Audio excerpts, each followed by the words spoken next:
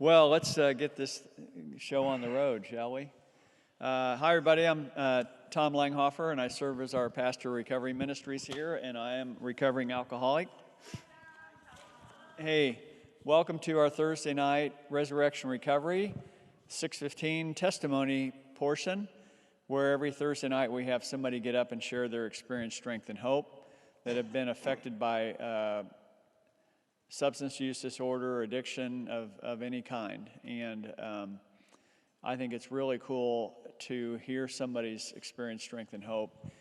You know, it's really cool to hear a good sermon on Sunday or whatever, but for me, to hear somebody's personal story of coming out of darkness is the real deal to me. And so I'm really excited tonight to introduce Mark Freeman, who I met a year plus ago at a place called New Creation, and he's been a real blessing in my life, and I'm really excited that you have agreed to come speak tonight. So he's an artist. He made a painting. Well, not a painting.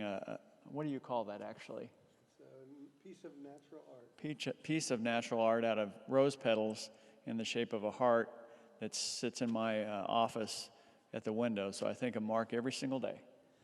And he gave that to me for when I was grieving so much from loss of my daughter. Anyway, I'm not going to take up any more time. We're glad you're all here. We've got this till about 6:45, and then at 7 we'll break into our groups.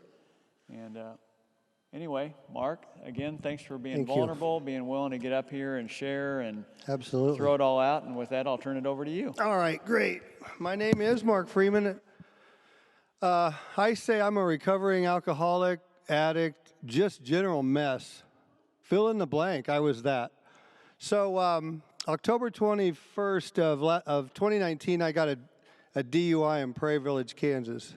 And you can imagine it wasn't my first.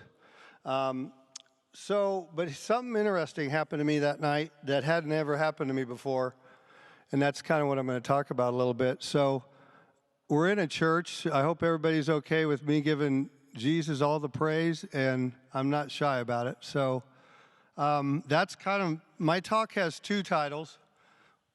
One is the title, and the other is the subtitle. I'll hold that till the end. But I'm going to read something to you, if that's okay, that I wrote, because as an artist, I tend to write stuff down and I paint stuff. I get it out of me any way I can. And about 3 or 4 months ago, I wrote this piece called I Was a Lost Man on a Dark Road. And honestly, I didn't write it. Jesus wrote it through me. I cried an entire roll of toilet paper writing this down. And from an AA perspective, one could think of this as your fourth step, but it went way beyond that for me. So to respect my fiance, I want you to know that what I'm going to tell you, some of it's pretty raw. And it wasn't me last year, but me over 30 years. Jen and I were just talking. I'm 59, and I lived 35 of my years easily out of my own ego. And I'm convinced I am an alcoholic, but was never addicted to alcohol. I was filling a hole that my ego couldn't fill, but I kept trying. I was very stubborn and determined to keep going and proving I could do it my way. So this is me on the dark road, about 11 p.m., October 21st, 2019. It's written in black. That's the black side of me. Conceited, self-centered, sexist, evil, liar, ashamed, rotten, untrustworthy, alcoholic, cocaine addict, hell, fill in the blank addict, pig, womanizer, flirt, lust, slave to porn, slave to sex, slave to me, slave to every wretched little part of me nobody could see, pervert, egotistical,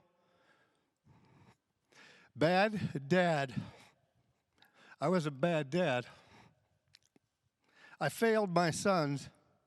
I was a bad son, a bad brother, a bad boyfriend, a bad Christian, a fake Christian, bad at life, broken, hurt, wrecked, humiliated, defeated, sick, spent, lonely, tired, angry, hungry, missing, empty. You'll never amount to anything. You're nothing but a perpetual liar. That's what I heard growing up. That's what was spoken into me. Sick, amoral, twisted, conniving, sneaky, calculating, greedy, I should say. Can't be trusted, absent, fake, arrogant, looking at women as toys, treating women as second class, racist, thief, running, always running. What is wrong with me? How did I get this empty? When will I ever change? When will I ever learn? When will this life be enough? And on that road at 78th Lamar, Jesus found me there. And he uses an inside voice with me like you tell kids to be. Use your inside voice. Well, that's what Jesus does with me. And so how it happens for me audibly and inside and in my mind and in my heart all at once, he said, Mark, I am tired of you wasting the life I gave you. It's it. And for the first time in my life, and I've been to jail a whole bunch of times, I was more afraid of letting down Jesus and disappointing him for who he created me to be. And I just realized it's over. That is done for me. I got to go a new direction. So I went to jail, and it was the worst time I'd been to jail. Not really because, jail sucks, let's face it. I was like, can you guys just give me a blanket or turn the heat up? One of the two or both.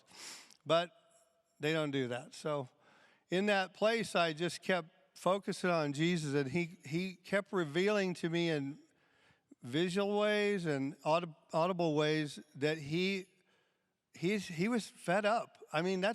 It's a weird thing to admit that that's the message I got. He was done with it, and I was like, well, in this conversation I have going, if you're done with it, what's that mean? Are you taking me out? Do I die in my sleep? I don't know. Where do we go from here? So I, about a week after that, I checked in the New Creation with Pam Hansen and began a journey of recovery. Tom was critical in that. Jen Schultz was critical in that. This place was critical in that. And honestly, for me, I was at the end of me. For the first time, and I hear that a lot of people say that in the program, that, I just ran out of me. There was nothing. I had gotten as drunk as one could get. There was no newness. How hammered can you get? At some point you've peaked.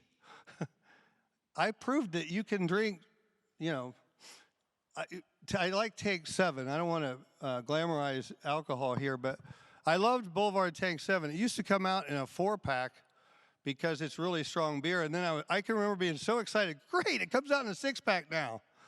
Maybe that'll be enough. Nope, I could drink 2 of those. So I was just at the end of myself, and I'm so thankful I came to that place. At New Creation, I learned a lot. I was blessed by Pam Hansen. I call her the little general, because in a loving way, because there's no options with Pam. She doesn't put up with anything. You're either there to recover or you're gone. And fortunately, I was there to recover because I was losing everything. And I was making some notes. I lost track at 360 some meetings in a year. So I didn't go to one a day, but I did in about a year and a little more. I almost did. I was in meetings everywhere. I can't even tell. And so I don't know where I'm going with that. Other than it, I didn't just casually walk into this. I was determined that this was it. And frankly, to give Jesus the credit, he was determined that this was it. He had created more beauty in me than I was willing to let out or to live through.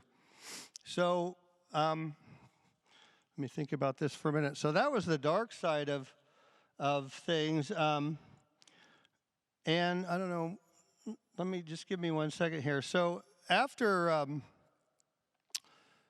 you know, I kind of had a lot of things, beliefs, I think, about the 12-step program, about AA. Frankly, here's an interesting thing. I had quit drinking one other time, but guess why? Not to better myself, but to go around and brag to say that I quit. I quit. There's my ego once again, playing that, just popping up out of nowhere. And I'm taking credit for being sober, even though I'm a complete mess as a human being. 15 years I spent at Heartland Church, 12 years at the time, when all this, but I called myself a 1-hour-a-week Christian. I mean, I literally went to Heartland and spent the next 7 days and 23 hours being me. So the miserable mess I was. So in less than 2 years' time, my life has turned 180 degrees. I mean, at least that. And I don't want to. I want to say something that's important for me. This is my experience. It's not for people in recovery that it's not theirs. I don't want to make it. I just want to tell you my experience. I say, and I still believe that without Jesus Christ, I'm only clean today. And so you know how the AA has that triangle service? I don't know what. I honestly don't know what. I created my own. I call it a peace triangle. The bottom of it's being humble. The left side is grateful, and the other side is faithful. And when I start every day like that, those days go good. But I got to tell you, sometimes in the middle of the night, my ego's tapping on my shoulder. Hey, let's see what we could conquer tomorrow. I'm like, shut up. Leave me alone. Tomorrow is Jesus' day. So in 2 years' time, I've just given up. I've let Jesus take over. It doesn't mean I don't work at it. I'm coming up with another series in my head that's called, it's a braid or a rope of the more I seek God, the more he seeks me. And it's a rope that just gets tighter and tighter and stronger, and it's unbreakable. And it became symbolic for my engagement with my fiance. So I'm getting married October 2nd. And 2 years ago, she was ready. There's the door. And fortunately, this time around, I got a good one that didn't throw my stuff in trash bags out in the yard. Been there before. So anyway, so I just can't, I guess what I was going to say, I know this may not be the experience for everybody struggling with anything, but I know I'm sober for today. I take that very serious. But honestly, Jesus Christ surgically removed my fixation on alcohol from me. I'm convinced as I'm standing here today. In my refrigerator, in my garage at 99th and Metcalf, if you open it up, there's 5 or 6 Tank 7s in there. There's some other beer for our guests if they want to have a beer. But if I open that door to get a water and I look at a Tank 7, I'm mystified that it doesn't have any effect on me. I keep looking for it. Like, when am I going to be urged at this? And for today, 18 months later, it's gone. And just for today, I'll live with that. But I can't explain it other than Jesus told me, I'm done with it. You're going to live the life I designed you to live. And all I did was surrender. There's a lot more to this behind the scenes for me. Alcohol, like I said, yeah, I had a problem with it. Absolutely. You don't get DUIs from not having a problem with alcohol. But I always knew it wasn't the deal. The deal was I was a mess inside. I'm still a mess inside. I mean, I'm just a better mess today, a better version than I was 2 years ago. I'm a work in progress, but I can't begin to tell you the joy that I have, the peace inside. I honestly don't really worry about anything in life because, that's what I was going to tell you. It took me, when I was at New Creation, COVID started about February, and about March, Jesus kept telling me, I want you to trust me. And I go, that's fine. I trust you, whatever. He's like, nope. Because you know, when you're in recovery, how you get these bounding milestones of happiness and joy and your growth. And then I kind of plateaued at a little bit. And I'm like, what's the next thing? What's the next cool thing? Come on, I want another cool thing. He's like, nope, we're going to stay on trust for a while. I'm like, I do trust you. What are you talking about? And he goes, I want you to trust me with everything. So it started showing up in everything I looked at. 1 week, I counted 31 times that I documented myself was a moment that I had to let go and trust God. That's just 1 week. I was mentally there enough to write it down or to put it on my phone. 31 times, there could have been more. And so really for me, I think that's where the growth came spiritually, because I was learning to squash my ego. My ego is responsible for every negative thing that's ever happened in my life. I literally think it's Satan's trump card. He loves to play that one. Oh, your comparison thinking and my ego. Look out, baby, I'm a disaster when those two things come together. So trust became this overwhelming message, and I thought I had it down. And in October of last year, it all came be crystal clear for me when my fiance developed a respiratory issue that we thought was pneumonia, and nothing was working for that. So then we went to a specialist, and he walked out of the room and said, you have stage 4 lung cancer. And all of a sudden, Jesus taps me and says, that's why I wanted you to trust me. Now you can be there for her in a way that hopefully I can honor. I don't know if I am. I try. I think I am. But so I don't know what I would have been 2 years ago, 2 years prior to that, with that kind of message. Probably, let's go get some alcohol. I don't know. I don't know what I would have done. It would have been overwhelming. So for me, like I said, I'm currently, I don't want to get to the tagline of my talk yet, but I got a good one for you. There's,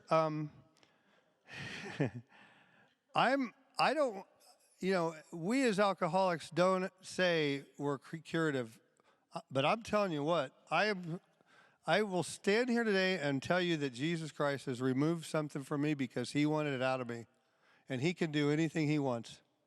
And I don't want to encourage an opportunity or an event that I could think of that would cause me to drink, but I can't imagine what it would be. Sure. Now, some things I do in addition, I like to start my day, and this is, by the way, a struggle for me. Here's what I want to do. I want to wake up, turn on my computer, and start answering emails and figuring out what's wrong with the world and what I got to jump in. Nope. There's days I got to look at my Jesus calling and say, I'll get to you in a minute, and then I think, no, I gotta do what Jesus wants me to do, and he wants me to start with him. Mother Teresa, I just learned, did a thing where she put her feet on the ground and said, good morning, Jesus. And I started doing that. And some days it doesn't sound like that. It says, good morning, Jesus. I mean, I feel like I've been hit by a bus or something, even though I'm not drinking. But, and I think there's something to that. It's the first thing I think about. And the more I think about him, the less I think about me. And so I have a routine, and it keeps me sober. And part of it is AA, and part of it is, the bigger part I would tell you, if I'm being clear with you, is it's about my faith. And without it, I'm a mess. I mean, I can literally feel like if I go a week without going to my men's group, doing one of these, that I start showing up as me again. And I'm like, dang, I thought we killed me. I thought we stuffed that out, but nope, it's there. So for me, that's what I go through. But like I said, the alcohol was one honestly, it was the bigger part of what went on in here and in here, inside my head. I mean, thinking things I shouldn't think. Look at it, you know, I make a joke in my men's group, and I know I want to be respectful of the women here. I call it, my joke was yoga pants. I go, I'd like to kill the guy that invented yoga pants, because why does everyone run around showing every feature of their backside for us guys to look at? So I'll tell you what's interesting. I'm sorry? Oh, my men's group meets at a place called Homer's Coffee Shop. And this is the sense of humor of Jesus, which I absolutely love. Next to Homer's is a whatever, Pilates, whatever it is, with 100 women on every Saturday morning parading in and out in yoga pants. And Jesus, I got out of my Jeep one morning and he goes, "Don't you love I put you right next to a yoga studio?" And I was like, "You rat." It's like, seriously? But that's how he works with me. He talks to me the way he knows I will listen. And I was crying on the way into Homer's, saying, I'm free today over that because of Jesus Christ. I didn't fix that. He fixed that in me. I don't look at women like that. Anyway, that's all I'll say about that. All right. Tom, are we doing okay? All right. All right. Well, it may not take that long. So I'm still dealing with my DUI. Because of COVID, it got continued a million times. Don't really care. I mean, that's the least of my problems. I'll deal with that. It's just money, basically. But the bigger thing for me is I'm free from that thing. I'm free from that cycle of having to get bonded out of jail. And I'm not going back. I don't care. So for me, I guess my bottom line is, you know, I don't go to as many meetings, honestly, as I went to. I have an art business that's growing. I have a job, so I haven't been going to 4 meetings a week. That's just the way it is. But I'm going to give you an idea here and it's my tagline, that Jesus is my sponsor. And that may sound weird, and it may not sound like it follows the AA thing, but that's my sponsor, baby. Because I do everything with him that I would do talking to another human being. And it doesn't mean I don't believe in having a sponsor, but ultimately, I try to run my day, and I'm obviously a failed human being like everybody. So there's days my profanity slides back in. But in here, I try to pretend like he's with me all through the day. And I don't care if you think I'm crazy or whatever. I pretend he's in the passenger seat of my Jeep.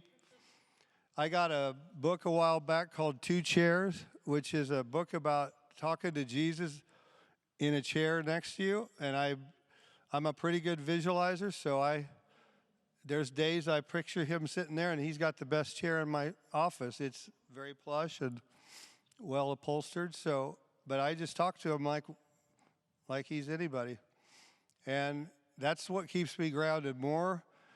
For me, I mean, I do read, and I feel like a confessional here. I read AA material, but my faith and my walk with Christ, there's not a chance. As long as I'm doing that, there's a chance if I don't. I mean, I derail like anybody, but it's just, I'm so far down the road with him, and he's not letting go. He's got plans. So I think for me, AA is a spiritual program based in the Bible that showed up in 12 steps, written from Scripture, really. And you can't hardly go wrong with that. It's nothing but truth. I think that's about all I got. I don't know what else to add to that. Oh, yeah. So, thank you, Jen. Jen Schultz, who I adore immensely, helped me so much when I was at New Creation. She came in on Saturdays, and we did an hour session together. And when I would ramble on about my big ego and what a mess I am, she would give me these visual ideas. For Jen, she said that I picture God, big God, little me, And she told me that she would picture him up here and she would be behind him and put her hands on his shoulders, right? For me, I got a different vision. I got a big circle and a little circle. And that's what this is, big God, little B. I've actually written now, it's my day, it's how I run my day, or start my day at least. But I'm going to turn it into a thought conditioner for people in recovery. And it's a way to talk to yourself over time, because I believe that the program's right, and I believe the scripture is right, but I think we got to work at how we talk to ourselves. And an example of this would be at my men's Bible study, and they're all in some phase of recovery. I would say, you know, some of the men there would say, stop doing it, whatever your thing is. Just stop that behavior. And I have an exception to that. I say, you know what? I'm 59. If I train my brain to think a certain way over 35 years, I'm pretty sure God's going to give me the grace to stop thinking that way in 5 years. It doesn't mean I don't work at it, but I don't guilt myself out for every time I make a mistake, because he's big and I'm small. Do you want me to read this? Is that okay? So this is it's a prayer poem. I don't know if that's such a thing, but that's the way it is to me. And I kind of spun it off of the Serenity Prayer. So, God, grant me the humility to trust in you today, Lord, to place all my faith in you and your word, to seek your face in all I do, to remind me it's not about me, it's about you, to ground me knowing that you are big and I am small, that you have loved me forever so that I can have it all. I love you, Jesus, with all my heart, and trust completely that you are doing the biggest part to make me the man or woman you intended me to be, just so you can be with me for all eternity. My trust is in you, Jesus, so please lead me to stay behind you where I am truly free. Amen. With that, I'm over. That's about all I got.